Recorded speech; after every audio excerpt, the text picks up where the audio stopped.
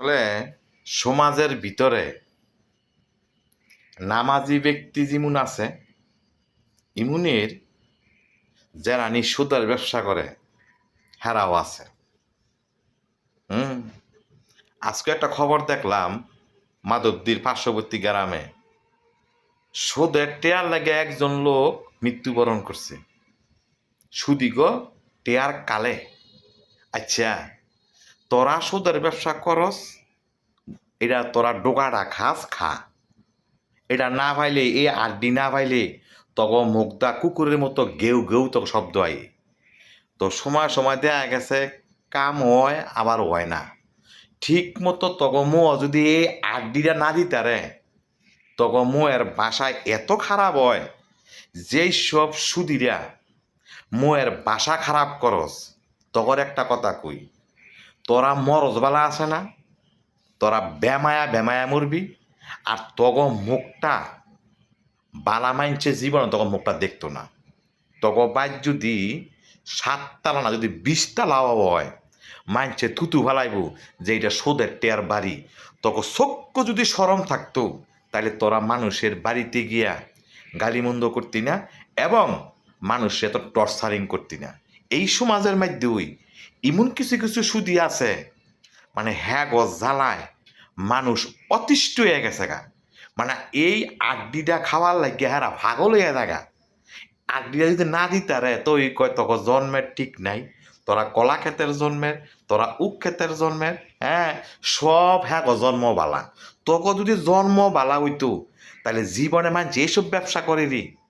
তো আমি খুব কষ্ট পাইলাম যে যেই লোকটায় মৃত্যুবরণ করছে সুদের টেয়ার ছাপে। হ্যাঁ একটা কথা কই, তগ বিচার দ হ্যার দলা বিচার করবই, ওই যে হ্যাঁ টিয়া লইছে। তবে তোরা যে গেলি করছ তগ বিচার ডগল আল্লাহই করব। তো অনেক অনেক সুদি আছে সমাজের মধ্যে, মানে হ্যাঁ গো মুয়ের ভাষা এত খারাপ, মানে হ্যাঁ করে দেখলে অনেক অনেক লোকে কয়েক কানি ক্ষেত ফারাকতে যায়। কারণ কে লেগে হ্যাঁ গো মুখের ভাষা ভালো না। যেই সব এলাকার মধ্যে যারা সুদের ব্যবসা করে, আমি একটা কথা যদি ইমন নিয়ম করতো মসজিদ কমিটি যে যারা সুদের ব্যবসা করে এইটা মরে বেলা এইটা না জানাজা অপরাইতো না এবং গোরস্থানে জাগাও দিত না, যদি ইমন নিয়ম করতো তাইলে এইটানে উচিত শিক্ষা ভাইলে হইলে, কিন্তু ওই যে করতো না। যে কারণ বর্তমানে যে আগো হারামি টেয়া আছে, আগো দাম আছে। কি কইছি বুঝছেন?